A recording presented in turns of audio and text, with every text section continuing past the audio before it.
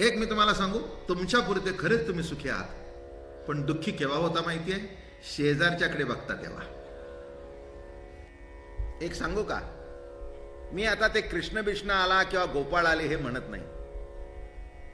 शास्त्र सांगू, अतिथी देवो भव. मला वाटतं हे याज्ञिकांना माहिती नव्हतं का? काय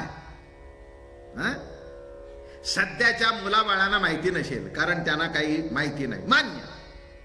पण 5000 वर्षापूर्वी अतिथी देवो भव. भूक लागलेली आहे, जेवणाच्या वेळेला आपल्या दारात जर कोणी आला तर तो अतिथी देव आहे, त्याला परत पाठवू नये. परत पाठवलं तर महापातक लागतं. एवढं करा, कृष्णचरित्र झाल्यावर वर्ष सुखाचं जाईल. राहू द्या आमची ज्ञानेश्वरी आणि राहू द्या कृष्णचरित्र. काय करायचंय? पुष्कळ गोष्टी मी सांगितल्या, काय उपयोग आहे? त्याच्यातली तुमच्या रोजच्या जीवनामध्ये जी उपयोगी पडते तेवढी जरी आली तर तुमचा संसार सुखाचा होईल. आणि सुखाचा संसार झाला म्हणजे कृष्ण भेटला असं समजा. वृथा अभिमान धरू नये, अरे का हो, वृथा अभिमान धरूच नाही. हो, एक लक्षात घ्या, एका शब्दात सांगतो, स्वाभिमान असावा पण अभिमान नसावा. काय, पांडुरंगाचा भक्त आहे मी, वारकरी आहे, त्या वारकरी संप्रदायाबद्दल स्वाभिमान असावा का नसावा? जरूर असावा. अभिमान नसावा, अभिमान नसावा. बरं का, एवढं पुरतं. बरं का, माझा पती माझ्या पुरता चांगला आहे, स्वाभिमान नसावा. अगदी पाटीवाला असला तरी ज्याच्या त्याच्या पुरता स्वाभिमान असणं काही चुकीचं नाही आहे, काहीच चुकीचं नाही आहे. पण अभिमान नको. माझा भाग आणि तुझा भाग अभिमानाला नाही. माझा येते माझ्या पुरतं चांगला आहे, हा स्वाभिमान आहे. पण माझा आहे तसं तुझं नाही, हा झालं अभिमानाला. ठीक आहे, माझा आहे ना, आनंद आहे, स्वाभिमान आहे. हा, हे लक्षात ठेवा, हे याच्यात सूक्ष्म फरक आहे.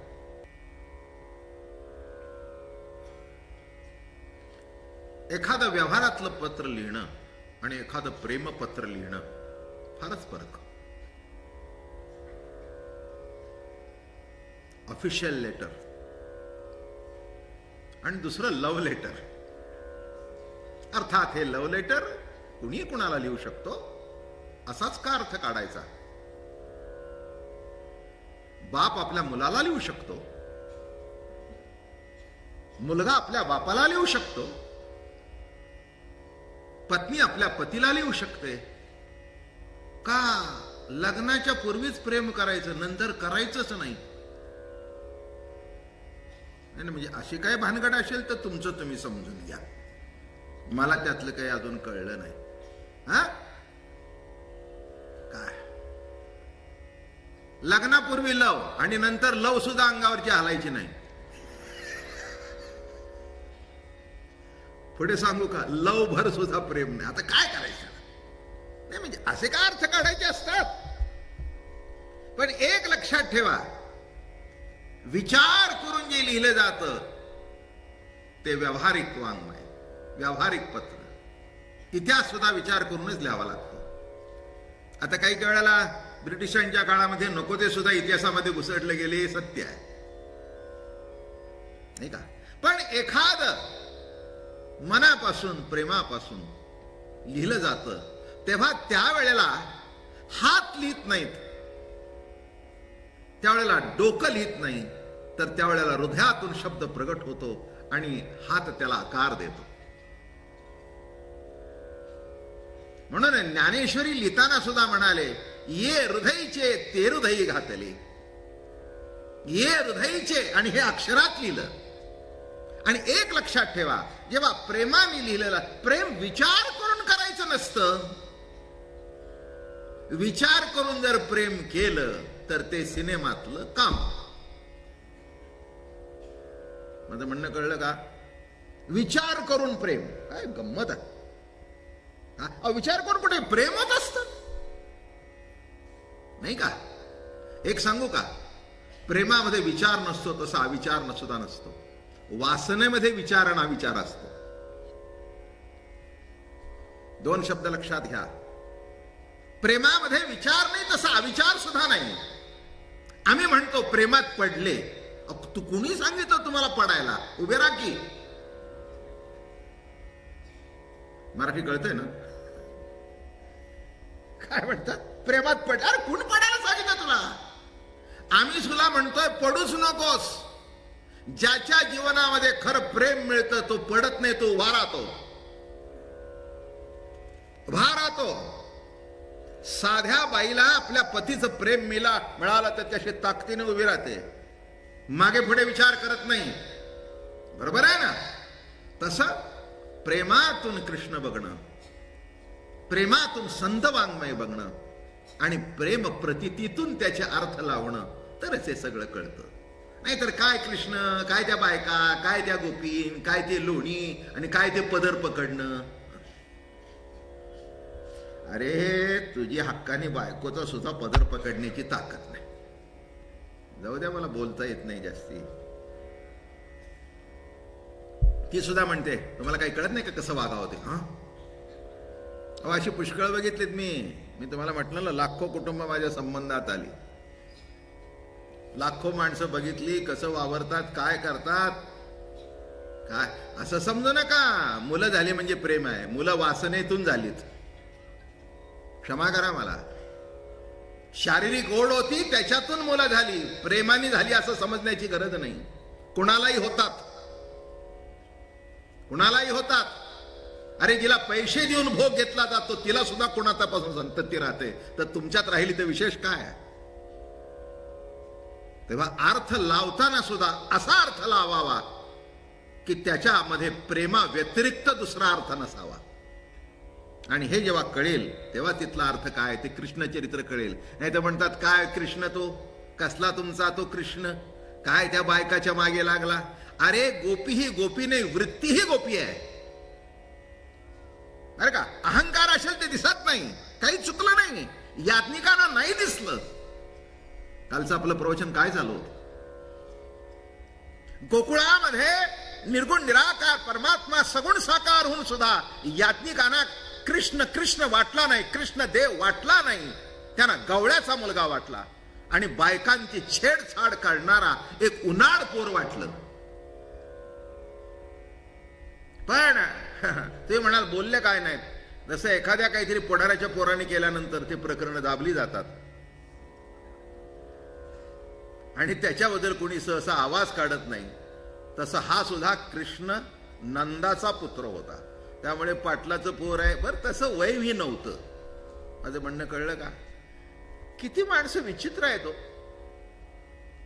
5 वर्षाचं कृष्णाचं वय, 6-7 वर्षाचं वय, आणि त्याच्याशी आरोप लावायचा की त्याने गोकुळच्या स्त्रिया भोगल्या. 5-6 वर्षामध्ये एक लक्षात घ्या, मानसिक अवस्था सुद्धा तयार नसते, शारीरिक अवस्था सुद्धा तयार नसते, आणि त्यावेळेला त्यांनी एवढ्या स्त्रिया भोगल्या. हे अर्थ तरी कसे लावायचे हेच तर कळत नाही. अजून मला माफ करा, तुम्हाला सांगावं असं वाटतं, तुम्हाला तुमचा देव कळत नाही तर विश्वव्यापक देव कसा कळावा? ज्याला देवाऱ्यावर रोज पाणी घालताय, कृष्ण म्हणून पाणी घालताय, कुठे कळतो कृष्ण? नाही का? कळतच नाही. का कळत नाही? एक सहज ओवी आली, जव कर्तव्याचा अहम भाव तो सर्वथा नाथळे देव, अहम पाशी बद्धतेचा ठाव, मुक्तता पाहो तत्यागे. किती सुंदर ओवी आहे बघा. जव कर्तव्याचा अहम भाव तव सर्वथा न भेटे देव. एखाद्या ठिकाणी आपल्या कर्तृत्वाचा अहम भाव असेल तर नाही देव भेटत. कसलं कर्तृत्व? सर्व जर त्याच्या सत्तेने घडतंय तर तुमचं कर्तृत्व आलं कुठून? पण काही काही माणसांना पटत नाही. ज्यांना पटत नाही त्यांच्याकरताही प्रवचनच नाहीत. माझं म्हणणं कळलं का?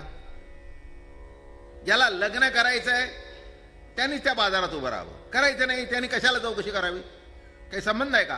नाही, काही प्रश्नच नाही. ज्याची बायको गरोदर असेल त्यांनी हॉस्पिटलमध्ये नाव नोंदवायला लावं.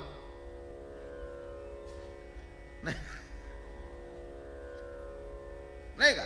बोर्ड होता, चौकस माणूस होता, गेला शिरला तिथे हॉस्पिटलमध्ये. नमस्कार म्हटला. काय तिथे मॅटर्निटी होम. काय पद्धत आहे? त्यांनी सांगितलं फर्स्ट क्लास रूम अशी आहे, सेकंड क्लास असा आहे, अमका आहे, तसा आहे. किती महिना चालू आहे?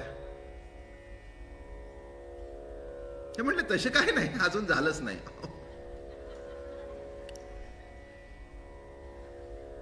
झालंच नाही.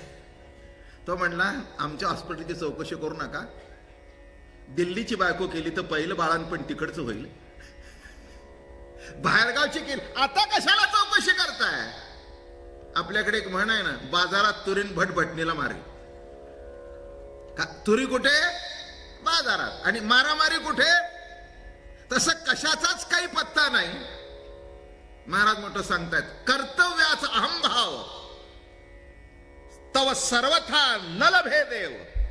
जिथपर्यंत कर्तृत्वाचा अहंकार आहे तिथपर्यंत देव भेटत नाही.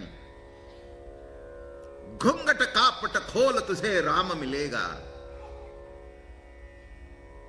बरं का, हे उत्तर हिंदुस्थानामध्ये किंवा ही जी मंदिरं असतात ना, तिथे असा पडदा लावलेला असतो. आणि भगवंताचे कपडे करताना, भगवंतांना भोग जेव्हा चढवत असतात तेव्हा तो असा पडदा बाजूला करतात आणि सगळी माणसं बसलेली असतात. आणि असा पडदा झाला की बोलो वंशी बिहारी लाल की. काय झालं? पडदा बाजूला गेला की आतला देव दिसतो. तो कपड्याचा पडदा असतो, पण तुमच्या मनावर, तुमच्या बुद्धीवर, बरं का, जो अहंकाराचा पडदा आलाय तो कसा दूर व्हायचा? आणि अहंकाराचा पडदा जिथपर्यंत दूर होत नाही तिथपर्यंत देव दिसत नाही बाबा. घुंगट कापट खोल तुझे राम मिलेगा. म्हणून महाराज म्हणतायत कर्तव्याचा अहंभाव. प्रत्येक माणसाला असं वाटतं मी केलं म्हणून होतो. काय हो, कसं काही नाही होतो. कशाचं काय होतंय?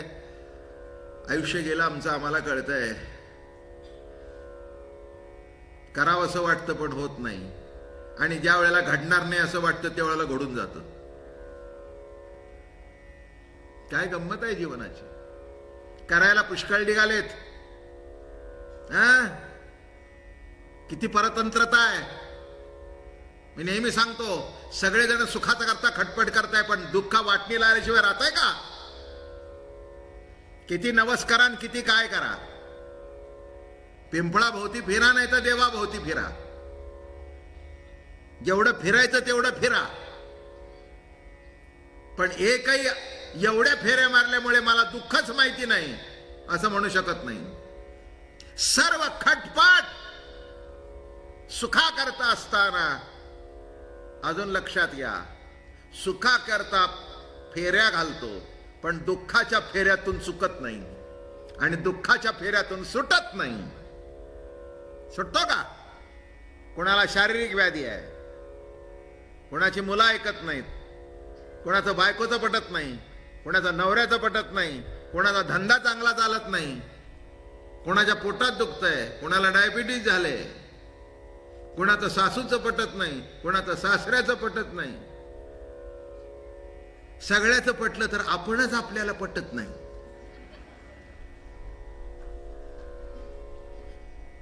हे मला वाटतं शेवटचं तुम्हाला नक्की पटलं. काय शेवटचं नक्की पटलं ना? का नाही पटलं तरी आपण तरी आपल्याला नक्की पटलोय का?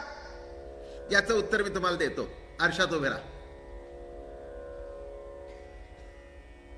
का आरशात उभे राहिल्यानंतर उगीच वाटतं, अरे नाक जरा अजून नीट असतं ना. उगीच कोणीतरी तिथे घरामध्ये कॅलेंडर अडकून ठेवलेलं असतं, कोणाच्या तरी साध्वीचं. माफ करा मला. हो आता काय हो, किती ते मी तुम्हाला सांगितलं ना, कुठे क्रिकेटर, कुठे कोणी काय, कुठे काय, कुठे नटी, कुणी काय काय काय काय काय, कितीची पिक्चर लावलेली असतात. मी अनेक घरामध्ये उतरायला जातो ना, तर मी जायच्या आदल्या दिवशी ते टेप चिकटलेली असते. मी एका घरात गेलो, ते सगळी भिंत त्या टेपने चिकटलेली होती. मी विचारले काय झालं? बाबाला विचारू नका. आमच्या मुलांची तुम्हाला खोली दिली आणि त्याच्यामध्ये एक एक एक एक एक एक आता काय त्याच्या पिक्चर मध्ये दिसते तशी नाही ती. काय ते सगळी रंगरंगोटी केरून बरोबर फोकस टाकून तो अँगल चांगला आला पाहिजे असं करतात. तसं नाही आहे. पण हे केव्हा पटायचं? म्हणून एक लक्षात घ्या, लोकांची धवळारे देखोनिया मनोहरे आपुली तणारे मोडावी केवी. हे असो आपुली वनिता कुब्ज जरी झाली तरी भोगिता तेची भली. ज्ञानोबा राय इतकं सुंदर लिहून ठेवतात ज्ञानेश्वरीत. अरे म्हणे दुसऱ्याचा बंगला बघितला, काय करायचं तुला? पाडून टाकतोस का तुझा? अरे त्याचा बघ आणि झोपायला आपलं झोपडच बरं. काय म्हणला, त्यांची पत्नी अमक्या नटीसारखी आहे, तुझी आहे ती बरी आहे. घरी आल्यावर भाकरीचा तुकडा तरी घालील, तिथे गेला तर जोड्याने हाणील.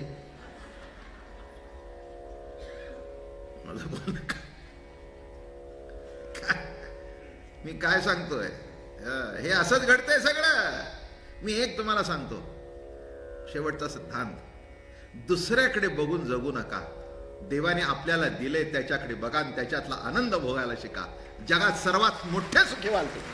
काय दुसऱ्याकडे बघून जीवन जगा, नाही का? आपल्या आपल्या पुरतं बघावं, मस्त खुश, बरं का? आनंद. आपल्या ताटात भाकरी टाकली आहे असं समजावं.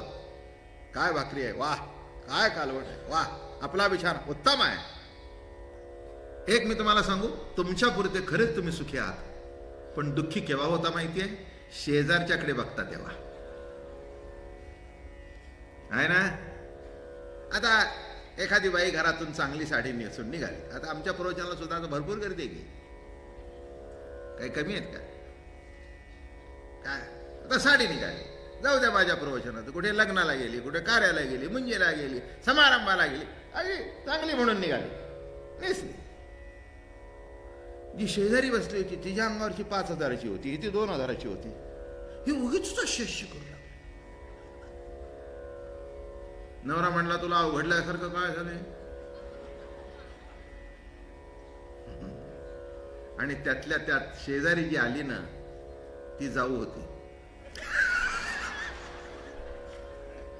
आणि दोघांचे असं होत. आणि ती येऊन बसली. ती काही साधी नव्हती, तिला माहिती होते ही येणार आहे. आता ठीक आहे ना, तिचं तिच्यासारखं असेल, तुझं तुझ्यासारखं असेल. काय मग ही पहिल्यांदा रुबाब मध्ये निघाली. काय माझी साडी आहे. पण तिची साडी बघितल्यानंतर आपली साडी तिला कचरा वाटू लागली, तिची बघितल्यानंतर. म्हणून एक सांगतो, आयुष्यात आपलं जे आहे ते प्रभूने उत्तम दिलंय म्हणून जगावं. मी माझ्या बाबतीत सांगतो, माझं जीवन मी काही इकडे तिकडे संप्रदायात सुद्धा कुठे बघत नाही. मला माझ्या पांडुरंगा व्यतिरिक्त दुसरा कोणीही इकडे तिकडे बघत नाही. आणि हीच पतिव्रतेची जात आहे. पतिव्रतेने कसं जगावं, एक लिंक आहे. तसं परमार्थ करत असताना एका विचारधारेने प्रवास करावा, म्हणजे मुक्काम सापडतो. हे काय होत आहे? तिची साडी बघून दुःख का?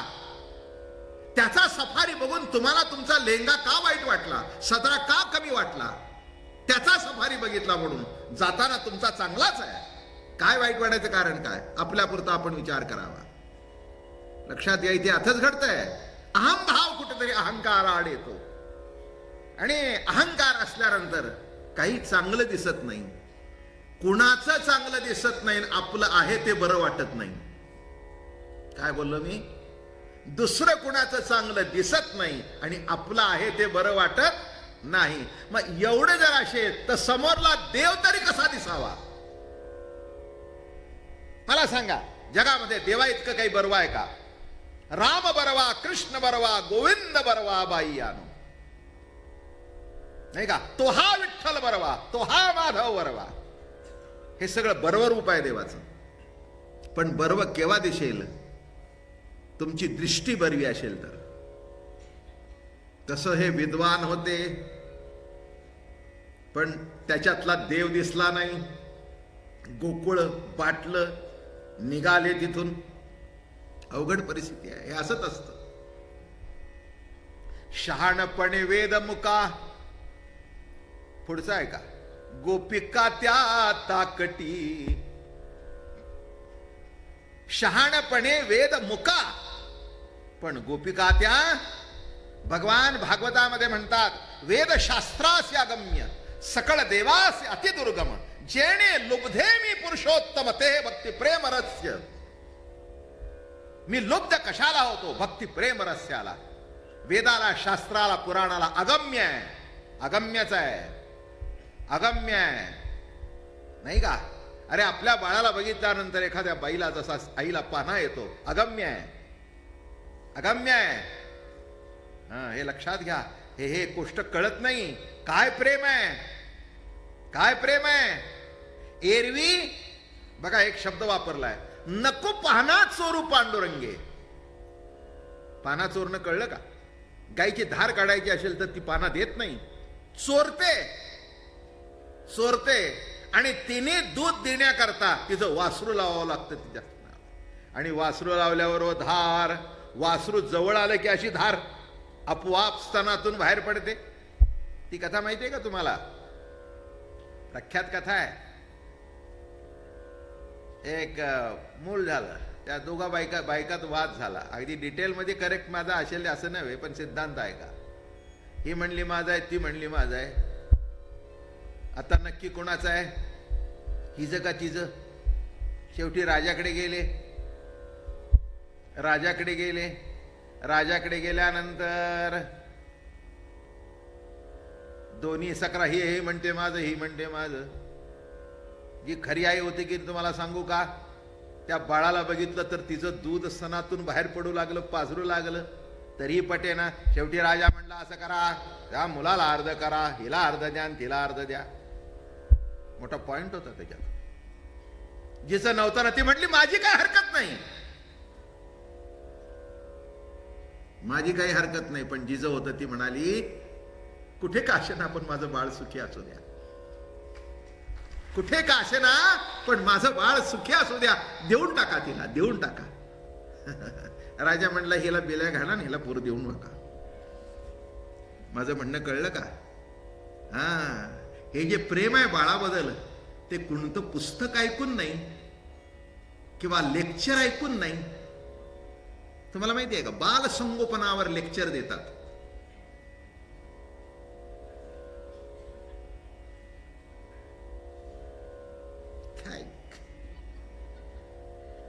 आणि ते बाळ संगोपनावर लेक्चर द्यायला कोण होती माहिती आहे का? जिथे लग्नच झाली नाही अशी.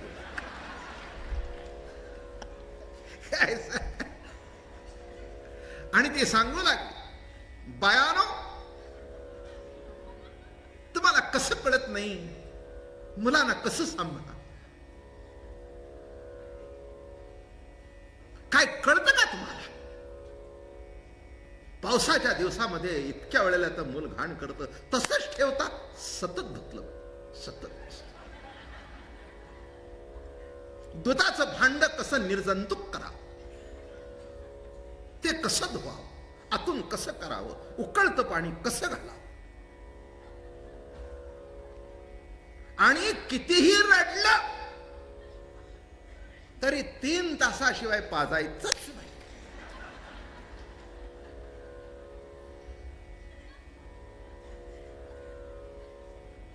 काय मग बटाटा कुठच्या महिन्याला घालावा, केळ कुस्करून. मला नातवंड आहेत, पोरं बाळ झालीत, नातवंड झालंय, सगळं कल्पना आहे मला. मग केळ कसं घालावं, अमकं कसं घालावं. शेवटी एक साधी होती, म्हणली, बाई लग्न झालंय का तुझं? ते म्हणले, नाही, मी सांगते ते बरोबर आहे, सांगते ते बरोबर आहे, पण होऊ दे, एकदा होऊ दे. आणि मग ते मूल काय करतं काय नाही. आणि जेव्हा हंबरडा फोडतं दूध पिण्याकरता, तेव्हा तुझे 3 तास कुठे जातात ते बघ. म्हणून मधला पिरियड असा आला होता की मुलाला अंगावर पाजू नये, आला होता ना. आता टीव्हीवर जाहिरात, मोठे बोर्ड, बायकांना अंगावर मूल पाजा. नशीब माझं, काय जमाना आहे नाही की ज्या काळामध्ये बाईला शिकवायची पाळी आली की मुलाला अंगावर पाच. कसला जमाना आहे हा, कसला जमाना आहे. अरे त्या बाळाची वासूर घरात बांधलेलं असलं की आई ती गाय धावत येते घरी, धावत येते. म्हणून महाराजांनी लिहिले कसं, नको पाना चोरू पांडुरंगे. आणि ते बाळ बघितल्यावर प्रेम उसंडून येतं. तसं लक्षात ठेवा, देवाचं बाळ व्हा, प्रभूचं बाळ व्हा, भक्ती करा, त्या या अवस्थेतून करा. आणि कृष्णाची जी उपासना आहे ती हीच कौतुकाची उपासना आहे. पण तुमच्यामध्ये अहंकार निर्माण झाला तर आपोआप पाना चोरला जाईल, देणार नाही कुणी पाना. हे वैशिष्ट्य आहे. म्हणून आपली जी कथा चालली आहे कालपासून, सुंदर कथा आहे. आणि असे यमुनेच्या पलीकडे मोठे मोठे विद्वान उतरलेले, याज्ञिक उतरलेले, यज्ञ चालू आहे.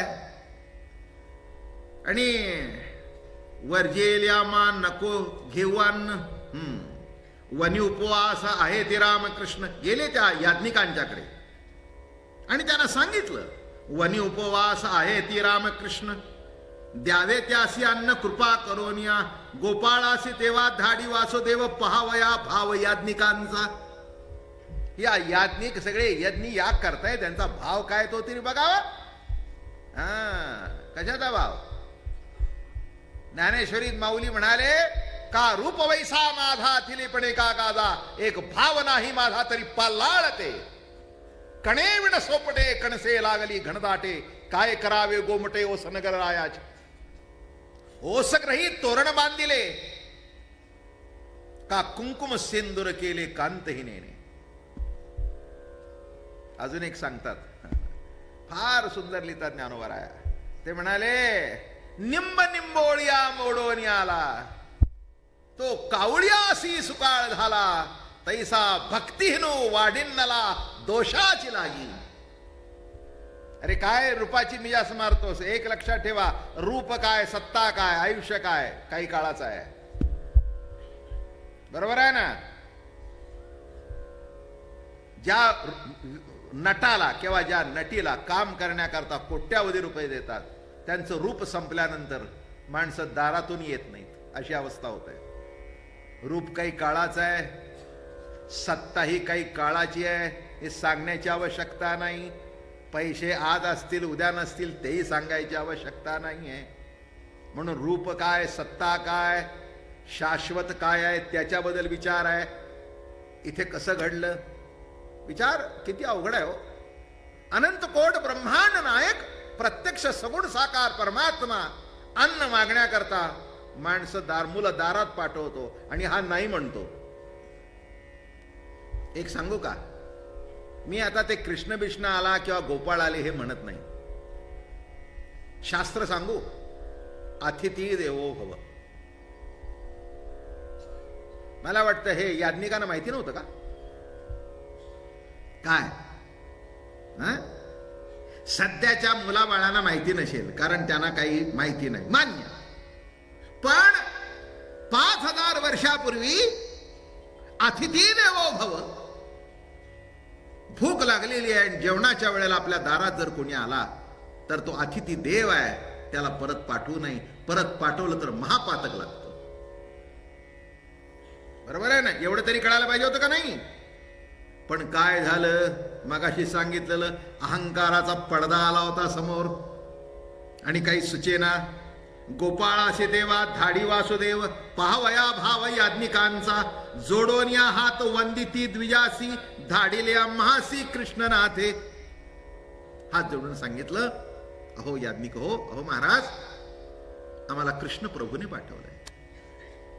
अहो साध्या मोठ्या माणसाचं नाव सांगितलं तर माणसं त्याला घरात बसवतात, चहा देतात, कॉफी देतात, निदान पाणी तरी देतात, जेवायला ठेवून घेतात. अहो एवढ्या मोठ्याकडून तुम्ही आला नाही कसं बघा. याला कृष्णाचं नाव सांगून सुद्धा काही फरक पडला नाही. किती फरकाची माणसं आहेत ती बघा. यांच्यात देवामध्ये किती मोठी फारकत होती ती समजा. याचा अर्थ त्यांचा दोष नाही. ज्ञान हा अहंकार निर्माण करतोच, हा ज्ञानाचा दुर्गुण आहे. तुम्ही सांगू ज्ञानेश्वरीतली, नवल अहंकाराची गोठी, विशेष न लग्या ज्ञानापाठी, सज्ञानाचे झोंबे कंठी, नाना संकटे पाठवी. अहंकाराची गोष्टच आगळी वेगळी आहे. अज्ञानाच्या मागे ते लागत नाही, पण ज्ञानी आहे त्याला कंठाला धरतच ते. त्याला वाटतं मला कळतं, नाही का. आता सासू सुनांचा वाद म्हणजे काय? अहंकार असतं, दुसरं काय असतं? काही असतं का? काही कोणाला असंही घडतं की सून पुष्कळ शिकलेली असते, सासू साधी असते, तरी पण तिला वाटतं काल आली मला शिकवती. याच्यापेक्षा काय आहे का दुसरं? नाही का? हो, काही नाही. हो, सासू सासूच्या ठिकाणी राहते, बायको बायकोच्या ठिकाणी राहतं. याला मात्र ढोल दोन्ही बाजूनी पडवला जातो.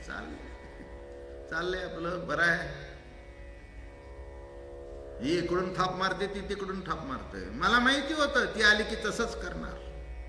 अगं आई पण म्हटलं मी काय करू नाही, जाती संपलं. असं करू नका. जरा पोराबाळांना सांभाळून घ्या आणि सुनांनी सुद्धा सांभाळून घ्यावं. एवढं करा.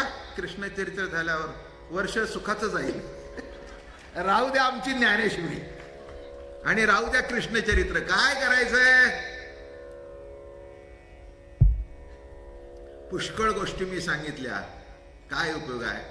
त्याच्यातली तुमच्या रोजच्या जीवनामध्ये जी उपयोगी पडते तेवढी जरी आली तर तुमचा संसार सुखाचा होईल. आणि सुखाचा संसार झाला म्हणजे कृष्ण भेटला असं समजा. काय बाकीचं सांगू तुम्हाला? किती अवघड आहे बघा हे. समोर उभा राहून अतिथी देवो म्हणून सुद्धा पटला नाही. नामा म्हणे ऐसे सांगती गोपाळ. बघा शब्द कसा आला. याज्ञिक सकळ अभिमानी. सर्व याज्ञिकांच्या ठिकाणी अभिमान होता. पडे प्रायचित्त बोलो नका कोणी, ऐको नये काणी शब्द यांचा. अरे बापरे बापरे बापरे. जेव्हा ती गोपाळांची पोरं आली, आता काही सगळेच काही असे नसतात हो, चांगले असतातच की, पुष्कळ चांगले असतात. ज्ञान असलं म्हणून काय झालं? हा, काही ज्ञानी लोक काही वाईट असतात का? नाहीये. ज्ञानेश्वर महाराज काय वाईट आहेत काय? ज्ञानेश्वर महाराजांना अज्ञानी म्हणता का? नाथांना अज्ञानी म्हणता का? तुकाराम महाराजांना अज्ञानी म्हणता का? हा, पण एक लक्षात ठेवा, ज्ञान असून सुद्धा ज्ञानाचा अहंकार नव्हता. वाईटच असतात असं नव्हे, तेव्हा त्याच्यात काही चांगले होते बरं का. काय असतं, एका गोतावळ्यात राहायचं ना म्हणजे तसं वागावं लागतं. आता काही काही माणसांना प्यावं असं वाटत नाही, पण जस्ट फॉर कंपनी.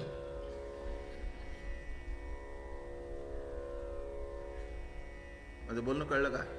हा, म्हणजे ते म्हणतात खरं सांगू का बाबा महाराज, आम्हाला तसं काही त्या पिण्याचं नाही आहे, पण काय असतो आम्हाला उठा बसावा लागतो म्हणून केव्हा तरी रविवारी आम्ही असं घेतगत रोजचा रविवार करा. काय सांगितलं? हे वाईट किंवा चांगले असं घडतं. तेव्हा याच्यात चांगलेही होते, पण त्यांना त्या सर्कल मधून बाहेर पडता येईना. कसं जावं? सगळेच नाही म्हणतायत, आपणच एकट्या दोघा चौघांनी जाऊन काय करावं? दोघं चौघं बाजूला झाले. अरे म्हणले बरं आहे का?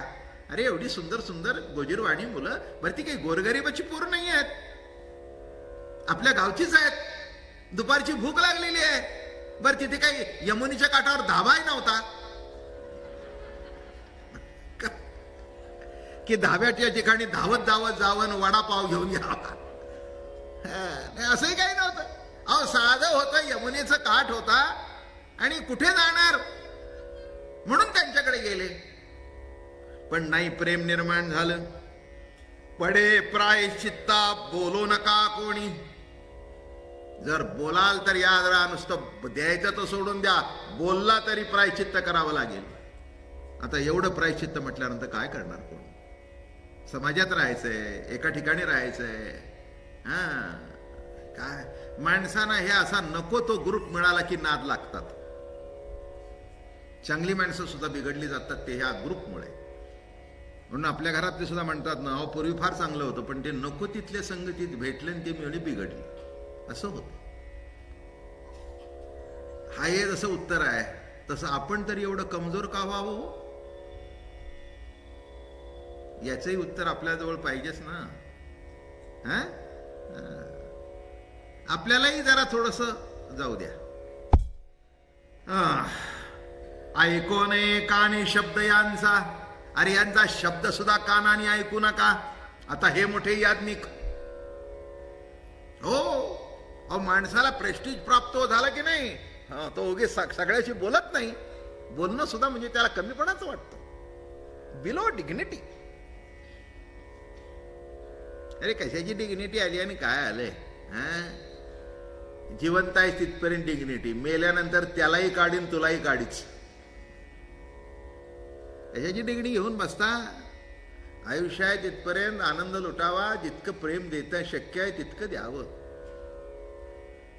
दोन शब्द माणसं भेटली तर प्रेमाने बोलावं, चौकशी तरी करावी, काय कसं आहे, बरं आहे. पुष्कळ झालो माणसानं. काय लागतं, काय लागतं. नुसता गाल वाकडा केला तरीही बरं वाटतं. मी अनुभव सांगतोय माझा. आता एक नाही लाखोचा समाज मागे आहे. माणसं येतात सगळ्याचीच मला बोलायला भेटतं नाही, पण बघितलं नुसतं असलं तरी त्यांना बरं वाटतं. महाराजांनी बघितलं बरं का पुष्कळ. काय लागतं कुणाला, तुम्हाला बघायला सुद्धा फुरसत नाही. काय लक्षात ठेवा, माणसं बघतायत म्हणून माणसांच्या बघण्याची किंमत तुम्हाला कळत नाही. ज्या दिवशी माणसं डुंकून बघणार नाहीत त्या दिवशी तुम्हाला वाटेल की कुणीतरी आपल्याकडे बघावं. आणि ते केव्हा बघतील माहिती आहे का, खांद्यावरून निघाल्यानंतर. कारण ते खांद्यावर निघाले की सगळे न बघणारे सुद्धा वळून बघतात आपल्या ओळखीचं कोणी आहे का म्हणून. क्षमा करा, मला आयुष्यात काही देता आलं नाही तर एवढं तरी प्रेमाने द्यावं. नसेल आपलं जमत ना, दोन हात लांब राहावं. इथे बघा कसं सांगितलं, बोलू नका. अरे काय आश्चर्य, बोलायचंय नाही, चौकशी करायची नाही. ऐको नये काणी शब्द यांचा. स्वर्ग सुखासाठी करिता ती यज्ञ आणि टाकीती अवदान अग्निमुखी. स्वर्गाचं सुख मिळावं, स्वर्गातली अप्सरा मिळावी. काल सांगितलं आपल्याला, अप्सरा मिळावी म्हणून यज्ञ करतोय. यज्ञ अग्नीमध्ये हवन करतोय. काल ती कथा थोडीशी लागली. नवश स्वर्गाधिपती झाला, शेकी राहाटी भांबावला आणि भुजंगत्व पावला नेणसी काही. नवश स्वर्गाधिपती झाला. नवश राजाने 100 यज्ञ केले, स्वर्गात गेला. त्याला घाई झाली ती इंद्राणी प्राप्त कशी होईल. म्हणून कालच सांगितलं, इंद्र हा देवात मोडत नाही. जो बदलला जातो त्याला देव कसं म्हणत नाही. काय ईश्वरी सत्ता नाहीच आहे. मूळ ईश्वरी सत्ता निराळीच आहे. ती एकमेव आहे. हे त्या त्या खात्यातले सेक्शनचे हेड आहेत, एवढं त्याचा अर्थ. आणि जेव्हा तो नवश गेला ते इंद्राणी काय येईना म्हटल्यावर थोडक्यात सांगतो. आज झाले, 1 दिवस झाले, 2 दिवस झाले, शेवटी त्यांनी निरोप पाठवला. अशा वाहनात बसून या की आजपर्यंत कुणी आलं नाही. आता इंद्र सप्त ऋषींच्या पालखीमध्ये बसून निघाला. आता ते ऋषी म्हणजे काय साधे होते काय, आपणची यज्ञाचे स्वरूप असे ऋषी होते ते. आणि कपिल, वामदेव वगैरे असे मोठे मोठे ऋषी त्या खांद्यावर पालखी घेऊन निघालेले. आणि याला घाई झाली, त्याला वाटलं केव्हा जाऊन भेटतोय तिला, म्हणून एक पाय लावला पुढच्याला आणि सर्प सर्प लवकर. ते जे तापले, हे म्हणले इतका कामांध झालास का, तुला कळत नाही का कुणालाच पाय लावू नये, आम्ही तर ऋषी आहोत, केवळ इंद्र आहे म्हणून तुझी आज्ञा ऐकली. जा सर्प होऊन पडशील. इंद्र होता तो एका क्षणामध्ये सर्प झाला. ओवी म्हणून दाखवतो, म्हणजे माझ्या गाठचं नाही. नवश स्वर्गाधिपती झाला, शेकी रहाटी भांबावला. आणि पुढे काय घडलं, भुजंगत्व पावला नेणसी काही. भुजंगत्व झाला. नीट लक्षात घ्या, वृथाभिमान धरू नये बरं का. हो, वृथा अभिमान धरूच नाही. हो, एक लक्षात घ्या, एका शब्दात सांगतो, स्वाभिमान असावा पण अभिमान नसावा. काय पांडुरंगाचा भक्त आहे मी, वारकरी आहे. त्या वारकरी संप्रदायाबद्दल स्वाभिमान असावा का नसावा? जरूर असावा. अभिमान नसावा, अभिमान नसावा. बरं का, एवढं पुरतं. बरं का, माझा पती माझ्या पुरता चांगला आहे, स्वाभिमान नसावा. अगदी पाटीवाला असला तरी ज्याच्या त्याच्या पुरता स्वाभिमान असणं काही चुकीचं नाही आहे, काहीच चुकीचं नाही आहे. पण अभिमान नको. माझा भाग आणि तुझा भाग अभिमानाला नाही. माझा आहे ते माझ्या पुरतं चांगला आहे, हा स्वाभिमान आहे. पण माझा आहे तसं तुझं नाही. हा, झालं अभिमानाला. ठीक आहे, माझा आहे ना, आनंद आहे, स्वाभिमान आहे. हा, हे लक्षात ठेवा. हे याच्यातलं सूक्ष्म फरक आहे. भोगता वन्याला न कळेची त्याला, पूर्ण ब्रह्म याला न जाणती. काय लिहितायत नामदेव महाराज? अरे याला कळत नाही. सर्व यज्ञाचा भोगता पलीकडच्या तीराला येऊन बसलाय. तो मागतोय आणि त्या यज्ञात अन्न जाळतोय. एक सांगतो, कुणाला काय करायचं असेल ते करू दे, पण कलियुगा करता ही साधनाच नाहीये. कलियुगी सुगम साधन न लगे योग याग त्याग दान, निर्लज्ज करिता हरि कीर्तन चारी मुक्ती चरण वंदिती. बर का? हो, एक काळ असं होतं, माणसं लंडनला अमेरिकेला बोटीने जात होते. बर का, आता तो बोटीचा प्रवास जवळजवळ संपलेला आहे. आता हौशी लोक बोटीने फिरायला जातात. ते क्वीन एलिझाबेथ वगैरे मोठ्या मोठ्या बोटी आहेत ना, फिरायला जात. पण आता प्रवास विमानाने. कशाला? 1 महिन्याने जाण्यापेक्षा एका दिवसात जातोय. काय तसं ज्या काळाकरता साधनं ठरलेली आहेत. काही काळ पायी चालणारा होता, मग घोड्यावरचा आला, मग बैलगाडीचा आला, सायकलचा आला, मोटरसायकलचा आला, मोटारीचा आला. आता सुपर एक्सप्रेस हायवे आली. काय 2.5-3 तासात मुंबई. बघा, कालमानानुसार सगळ्या साधनात बदल झाला, खाण्यापिण्यात बदल झाला, नाही का? पूर्वी आपलं लग्न तुम्हाला माहिती आहे ना, आळूची भाजी, बटाट्याची सुकी भाजी, काकडीची कोशिंबीर, खोबऱ्याची चटणी, पंचामृत, वरण भात, वांगी भात. चातुर्मास नसेल तर, चातुर्मास असेल तर तोंडली भात. बर का? हा, जिलेबी, मठ्ठा. आज तुम्ही हे सांगून बघा, कुठे गेला आता? अरे आजचं सगळं निराळच झालं. अशी टेबल मांडून ठेवायची. सलाड्स बघितले तर ते 10 प्रकारचे. काय मग ते मधलं आता काय, आता नाही यादी देत तुम्हाला मी. काय पनीरचे प्रकार काय, आमक्याचे प्रकार काय, भाजीचे प्रकार काय, भजी काय, आमकं काय. अरे बापरे बापरे बापरे बापरे. म्हणजे काही काही माणसं बघूनच घरी परत येतात. किती अवघड आहे. अहो, नुसतं बघतन घरी परत येत. काय तो म्हणतो, काय झालं? डोळे तुम्ही घ्या रे सुख. डोळ्यांनी बघितलं ना आम्हाला सुख झालं. असं आहे. काळ बदलतो, सगळ्या परिस्थिती बदलतात. तसं लक्षात ठेवा, साधन परमार्थातली बदलली. कलियुगी सुगम साधन न लगे योग याग त्याग दान, निर्लज्ज करिता हरिकीर्तन आणि चारी मुक्ती चरण वंदिती. निर्लज्ज होऊन हरीचं कीर्तन कर, तुला आनंद मिळेल, तुला समाधान मिळेल. म्हणून भोगता वन्याला न कळेची त्याला, पूर्ण बाह्य झाला, ब्रह्म झाला, पूर्ण ब्रह्मवाला न जाणती. पूर्ण ब्रह्म याला न जाणती. प्रत्यक्ष पूर्ण ब्रह्म आजी मी ब्रह्म पाहिले. परब्रह्म निष्काम तो हा, गवळिया घरी तो हा, गवळिया घरी. वाक्या वाळे आंदू कृष्ण नव नित चोरी, कृष्ण नव नीत चोरी. परब्रह्म निष्काम तो हा. असा परब्रह्म निष्काम निर्विकार प्रभू. परब्रह्म निष्काम निर्विकार आणि काम नाही. नाही, त्यांनी काम केला नाही. रास क्रीडा म्हणजे काम हरण लीला. काम हरण लीला हेच माणसांच्या लक्षात येत नाही. म्हणून राधार म्हण हरी गोविंद राधे.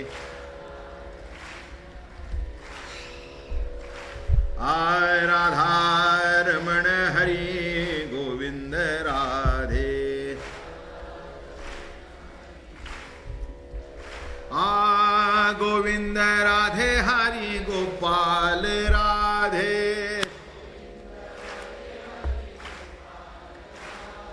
गोविंद राधे हरी गोपाल राधे.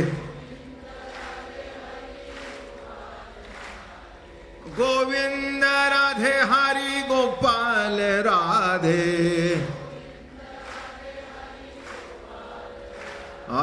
राधा रमण हरी गोविंद राधे. राधा रमण हरी गोविंद राधे. गोविंद राधे हरी गोपाल राधे. गोविंद राधे हरी गोपाल राधे.